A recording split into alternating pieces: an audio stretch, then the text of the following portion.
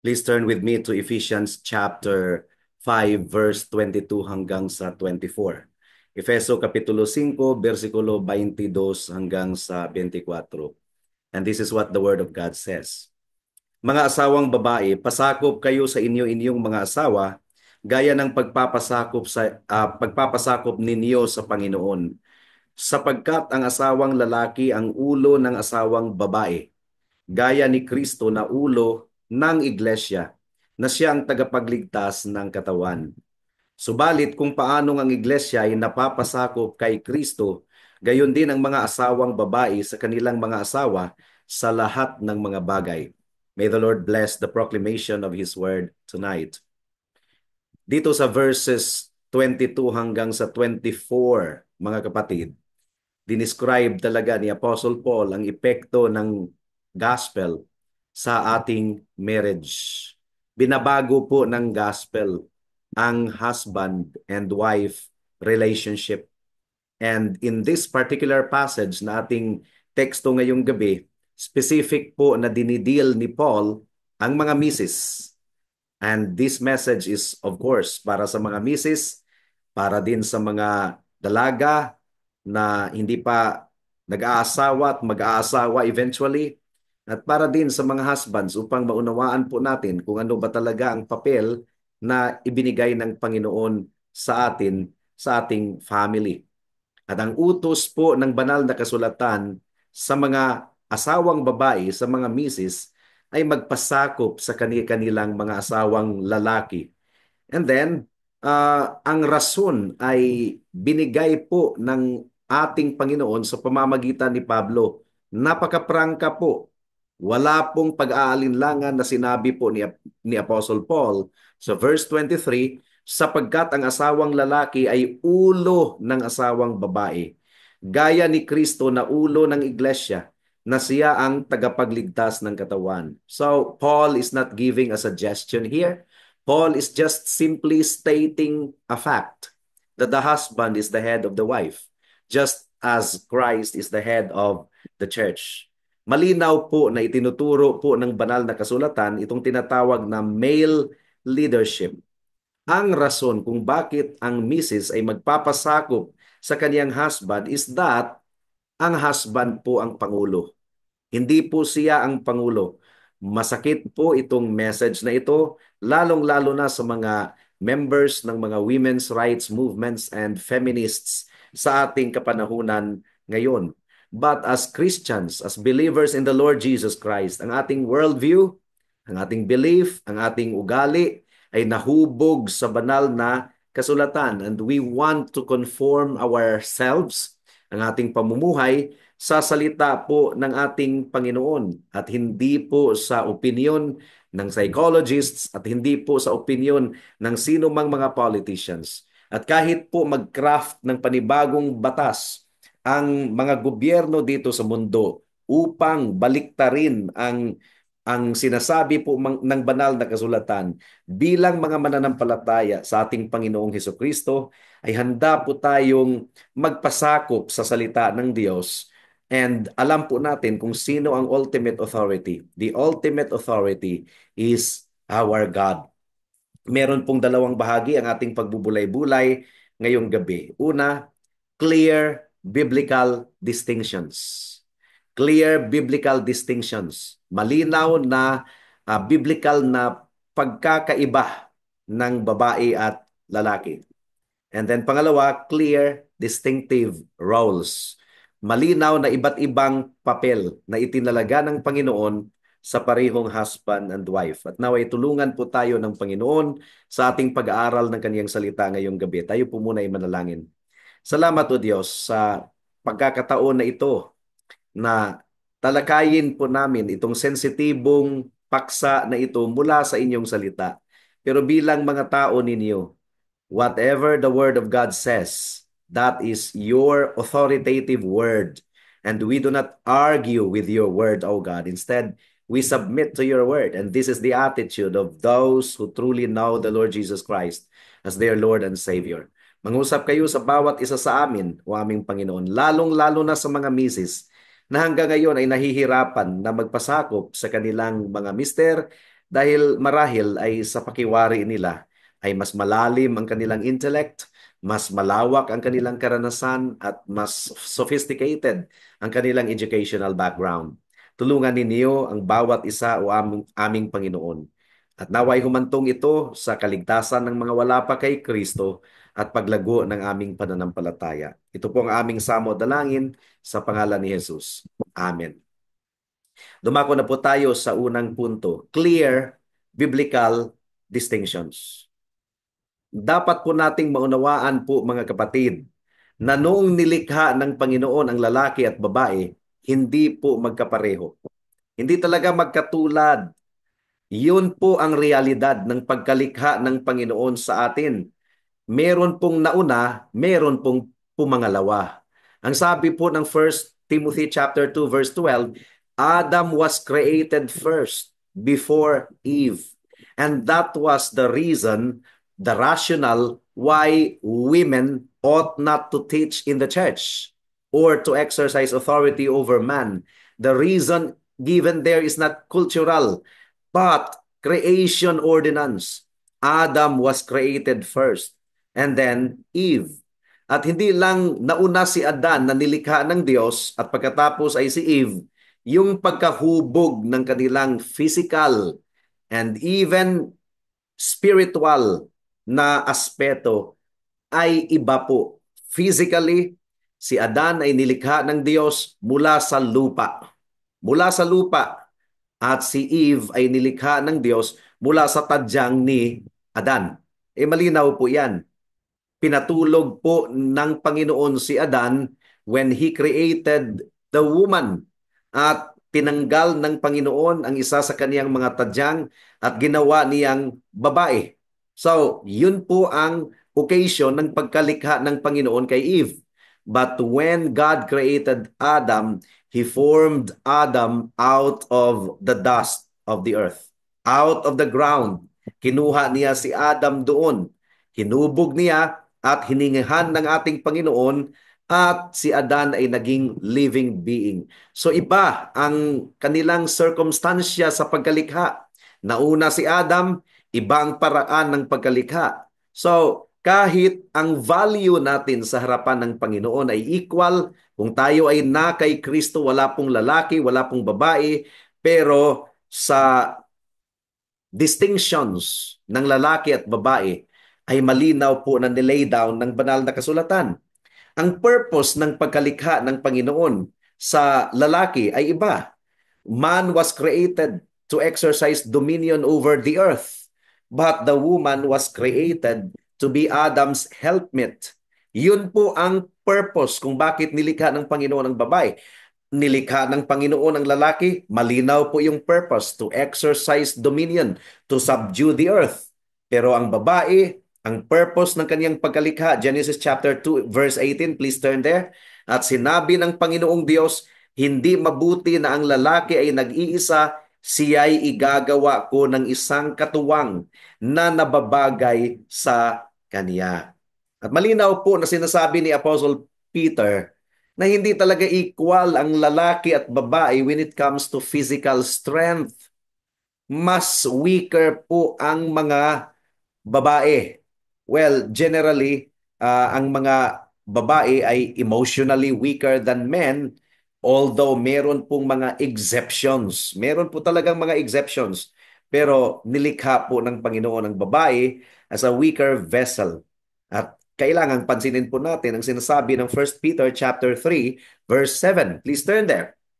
Ang sabi po dito, 1 Peter chapter 3 verse 7, gayon din naman kayong mga lalaki, maging mapagbigay kayo sa inyo-inyong mga asawa sa inyong pagsasama na binibigyan ng karangalan ang babae bilang isang mas marupok na sisidlan.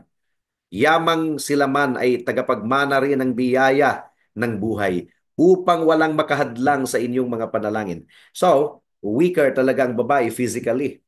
Pagdating sa bone mass, sa muscular mass, ay talagang mas mabigat ang mga kalalakihan po.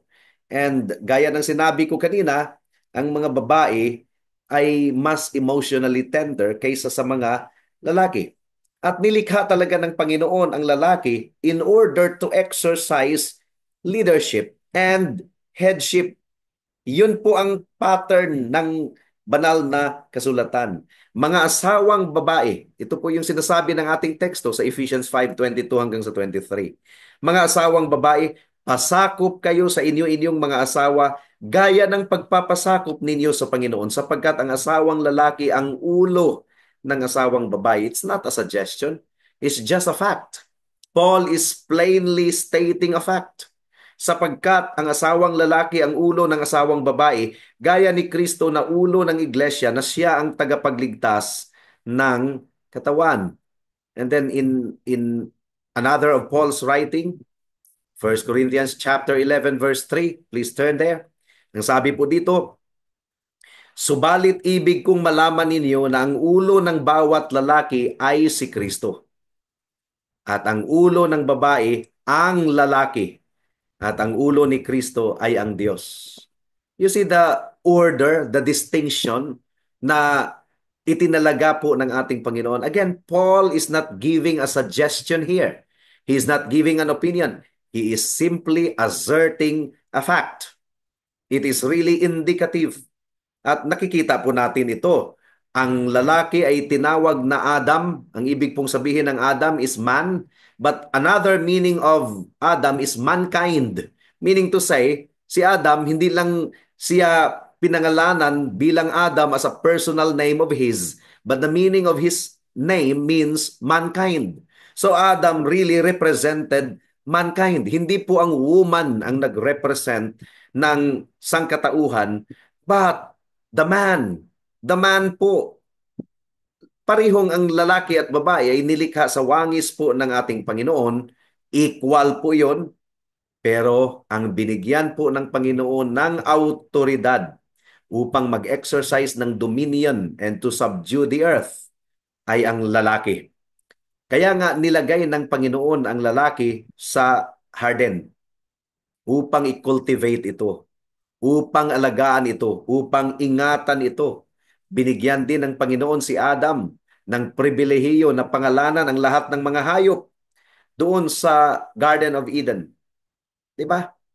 Binigyan ng Panginoon si Adam ng distinct authority. Adam was created in the image of God bilang ruler. And actually, Adam really represented God sa kaniyang authority, sa kaniyang leadership. And sino bang binigyan ng utos ng Diyos? Yung federal command representing the entire humanity. Ang binigyan po ng utos ay hindi po ang babae kundi ang lalaki. 'Di ba? Genesis chapter 2 verse 16 and 17. Ang sabi po dito, at iniutos ng Panginoong Diyos sa lalaki na sinabi, malaya kang makakakain mula sa lahat ng punong kahoy sa halamanan. Subalit mula sa punong kahoy ng pagkakilala ng mabuti at masama, ay huwag kang kakain sapagkat sa araw na ikaw ay kumain niyon, ay tiyak na mamamatay ka. Hindi po si Eve ang binigyan ng utos na yon. Hindi si Eve ang binigyan ng federal creation mandate. Si Adam po ang binigyan ng federal command. Kaya, hindi po ang kasalanan ni Eve ang ipinasa sa lahat ng sangkatauhan. But the sin of Adam, and by the way, si Eve ay na-deceive, nadaya si Eve, si Adam ay hindi po na-deceive. He disobeyed. He really disobeyed. At meron pong mga ibang commentators na nagsasabi, bakit pinili ni Adam na mag-disobey sa Panginoon? Because he was afraid to be alone. Remember, Eve was created as his companion, helpmate. So, Adam was afraid to be alone. Opinion po yan ng ibang mga commentators. But it makes sense. It makes sense.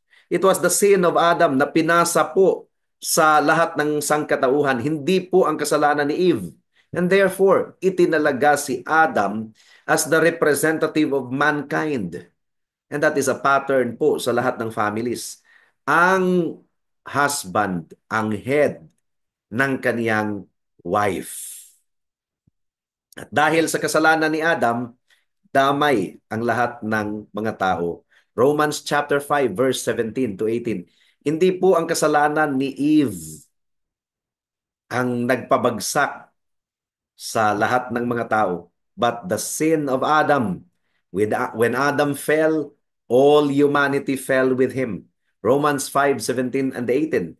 Sapagkat kung paanong sa pagsuway ng isa, ay naghari ang kamatayan sa pamamagitan ng isa, ang tumanggap ng kasaganaan ay, ng biyaya at kaloob ng pagiging matuwid ay lalo pang maghahari sa buhay sa pamamagitan ng isa, si Hesus Kristo.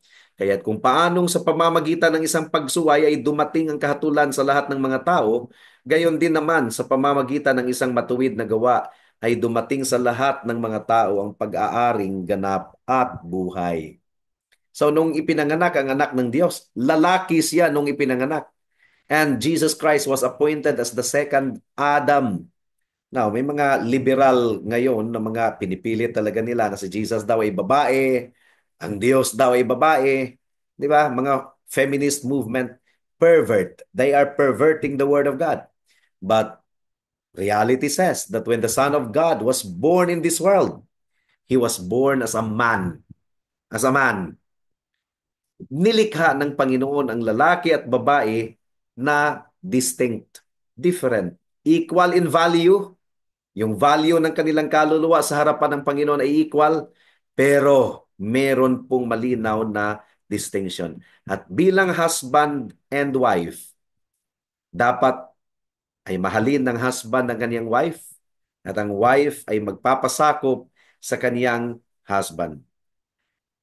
Ang lalaki ay dapat umibig sa kanyang misis at tanggapin po niya ang kanyang responsibility na siya po ang mangunguna. Siya po ang mag-set ng direction sa buong pamilya. And the woman also is to love her husband and to submit to her husband at susupport kasi nilikha siya ng Panginoon as a helpmate, katuwang sa lahat ng mga uh, panukala ng husband, sa lahat ng mga pinaplano, sa lahat ng pangunguna, ay maging katuwang po ang misis. That's the first point. A clear biblical distinctions. At hindi po natin ito mababago, mga kapatid, mga kaibigan. Kahit ang mga modern feminist movement ay mag-iingay, kahit gagamitin nila ang batas ng mga gobyerno to maneuver, and even though they will maneuver the government laws to advance their agenda, the truth remains the same. At pilit nilang sasabihin equal ang lalaki at babae. Well, sige, kung talagang pilit nilang sasabihin equal ang lalaki at babae, walang distinction, panindigan nila. Sila po ang umakyat doon sa poste ng Meralco at mag-ayos po ng kable ng kuryente. Hindi po yan nila magagawa. Hindi po talaga. Dahil iba po talaga ang pagkalikha ng Panginoon po sa atin. Now, pangalawang punto, nag-overlap lang po ito. There is what we call clear, distinctive roles. Again, ang lalaki at babae ay nilikha ng Diyos equal in value in the sight of God.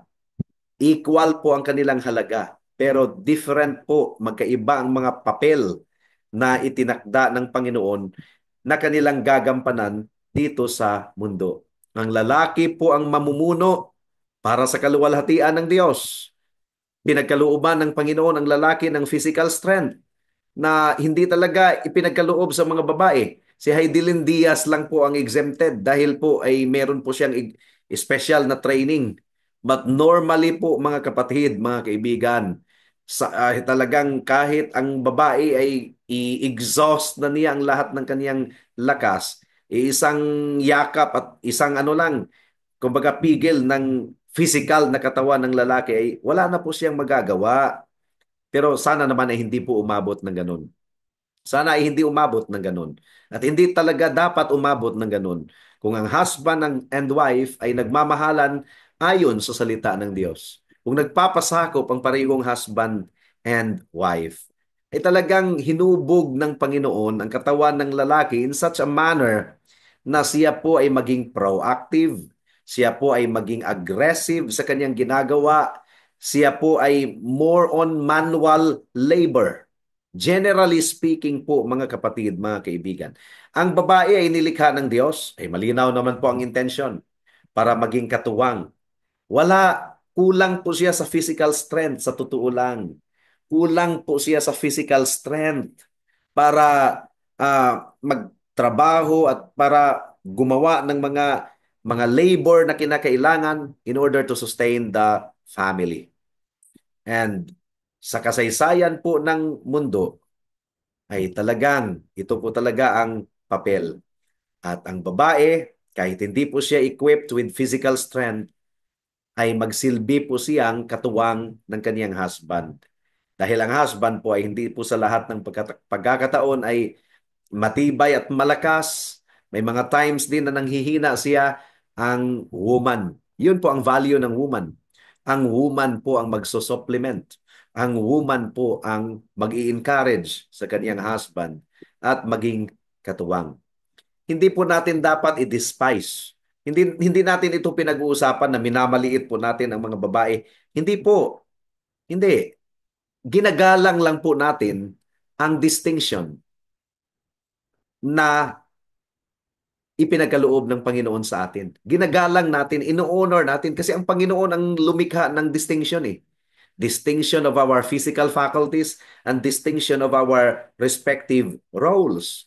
Hindi natin dinidiminish ang value ng mga babae. Di ba? Kasi ang mga babae, they are gifted usually with discernment. Totoo, hindi? Talagang totoo, ang mga babae, mas nakaka-discern sila. Mas nakaka-observe. So, the husband as the leader, mabuti na konsultahin din niya ang kanyang wife or tanungin doon, din, ano ang nakikita mo dito? Ano ang pananaw mo dito? There are times na talagang sinabi ko sa aking misis na, yun talaga yung nakikita mo?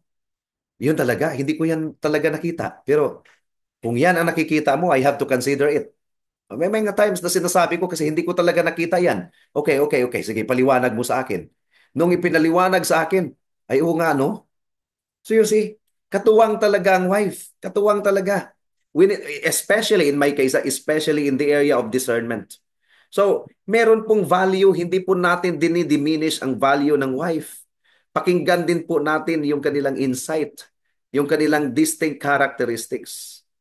Ang husband, hindi porkit siya po ang nangunguna, ay iitsapuera niya ang kanyang wife at iisipin na useless, walang contribution. Bakit nilikha pa ng Panginoon ang wife, ang babae? Di ba to become our helpmate and to become our companion?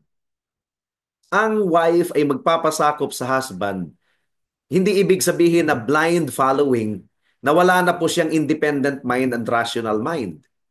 Pero ang wife bilang pagpapasakop po sa kaniyang husband, unang-una tinanggap po niya ang papel na binigay sa kanya ng Panginoon. Kinikilala niya ang leadership ng kaniyang husband, pero hindi ibig sabihin na wala na po siyang rational mind. Kaya meron pong communication, kaya meron pong interaction, kaya meron pong exchange of ideas. At ang husband na insensitive, na hindi niya pinapahalagahan, hindi din siya discerning kung ano na ang naramdaman ng kanyang wife, ay siya din ay nagkakasala sa Panginoon. We should recognize the extremely valuable contribution of the wife sa direksyon po ng ating family. Now, ang submission po ng wife sa kanyang husband ay hindi naman po talaga ang ibig sabihin nito ay inferior ang wife when it comes to value. Diba? The Son submits to the Father, the Holy Spirit submits to the Father and the Son. Economically, yung distinct roles ng banal na Trinidad, 'di ba? Subordinate in duty. But ontologically, yung kanilang yung value, yung essence ng three persons in one God ay equal. 'Di ba? Ang pagpapasakop ng anak sa kanyang ama at ang pagpapasakop ng banal na espiritu sa ama at anak, hindi ibig sabihin na inferior ang anak, inferior ang Holy Spirit. Economically, subordinate ang duty, iba-iba ang papel, but ontologically, they are equal. In substance, one in essence, they are one God. Three persons in one God. Ganun din sa husband and wife. Hindi ibig sabihin na ang wife ay nagpapasakop sa kanyang husband na ang ibig sabihin, pagdating sa value, ay inferior po siya. Yun ang ginagawa ng mga kadalasan sa Pwede bang banggitin na lang po natin yung kadalasan dyan sa Middle East na ang mga babae ay, that's what we heard from the news, na ang mga babae ay binubugbog kung hindi po naka-cover ang kanilang faces. Siguro sa mga countries diyan, very sensitive yan, pero that's what we've heard. At malayo po ang Pilipinas po sa Middle East, pero that's what we've heard, na binubugbog ang mga babae kung nag-fail na mag-cover sa kanilang mga faces. Now, hindi naman po siguro lahat ng countries, pero siguro meron ding diyan. So, ina-abuse ng mga lalaki ang kanilang leadership. Ay hindi po ganun. Hindi po ganun ang sinasabi po ng salita ng Panginoon. Kasi starting with verse 25 ay may utos po ang Panginoon sa mga lalaki na ibigin ang kanilang mga misis. Ibigin ang kanilang mga asawang babae. Ang autoridad po ng husband ay hindi po absolute. Delegated authority lang po yan. Tinanggap nila yan sa Diyos. Wala naman po talaga tayong absolute authority. Ang authority po natin ay nanggagaling sa Diyos. Ang authority ng gobyerno, nanggagaling yan sa Diyos. Ang authority ng pastor, that's a delegated authority. Hindi po yan absolute authority. Ang absolute authority ay ang ating Panginoon. Kaya nga, ang authority ng husband ay hindi yan absolute. Delegated yan. Ingatan po ng maayos. Nakakatakot nga because we are representing God. Tayo na mga husband, we are representing God. Again baka ay merong nanonood ng message ngayon tapos hindi pinanood lahat at ikiklip-clip ang ating message at taken out of context. Malinaw po that our value in the sight of God is equal. Lalaki at babae, we are all equal in Christ. Kung ang husband ay ligtas, ang wife ay ligtas, sa harapan ng Panginoon kay Kristo ay equal. Pero pagdating po sa mga papel na ating ginagampanan, ay distinct, magkaiba. Meron talagang order ang ating Panginoon. God is the God of order. He's not the God of chaos and confusion. Galatians 3:28, speaking of our equal value in the sight of God through Jesus Christ, Galatians 3:28, walang Hudiyo o Griego, walang alipin o malaya, walang lalaki o babae, sapagkat kayong lahat ay iisa kay Kristo. Now, pati ang mga babae, Christian wives, pareho tayong may access na lumapit sa ating Panginoon, sa ating Diyos, sa pamamagitan ni Kristo. Lahat po tayo ay merong pagkakataon na lumago sa kabanalan. Tayo ay mga soldiers of the Lord Jesus Christ, kapwa laborers sa kaharian ng Diyos. So, hindi po talaga natin i-diminish ang value ng mga kababaihan. Pero hindi rin po natin i-diminish or takpan ang katotohanan na sa kaharian po ng Diyos, iba-iba po ang papel na itinalaga ng Panginoon na gampanan ng lalaki at babae. In the kingdom of God, ang leadership sa church ay lalaki. I do not want a woman to teach or to exercise authority over a man, but to be silent. At ang rason, hindi po cultural, for Adam was created first before Eve. Malinaw yan. 1 Timothy chapter 2 verse 12, kinuote natin. Basahin po ninyo ang buong 1 Timothy chapter 2. Malinaw talaga na meron pong regulation ang ating Panginoon. Now, interdependent ang lalaki at babae.